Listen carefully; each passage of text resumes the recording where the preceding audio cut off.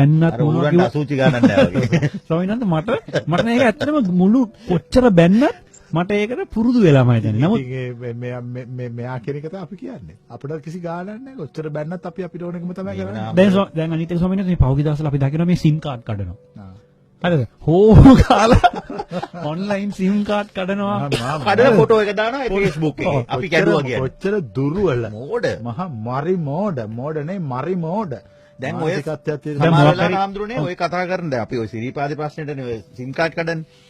ඔය කතා කරන කවුරුකින් හරි අහුවොත් එහෙම සිරිපාදේ ගිහලා තියෙනවද කියන බහුතරයක් ගිහිල්ලා නැහැ. ආපෝ විශ්සුද මචං ඔය කන්දේ නගින්න පුළුවන් ඕම කියන්නේ.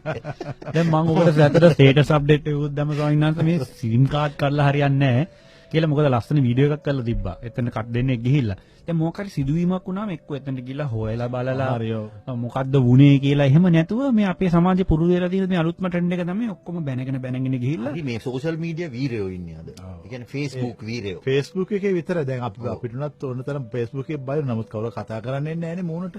මේගොල්ලෝ තරම් අපිත් එක්ක ප්‍රශ්න අහන්නෙත් නැහැ නේ ළඟින්. අපි ආම්දුරන්ගෙන් කොච්චර අහනවද? ඔව් එහෙම අහන්න කෙනෙක් නැහැ. එහෙම අහන්න තරම් ඔළුවක් නැහැ. ඔළුවේ තියෙන ගොම. දැන් ස්වාමීන් වහන්සේ දැන් ඉරාජ් මේ වෙලාවේ යොමු කරන තර්කය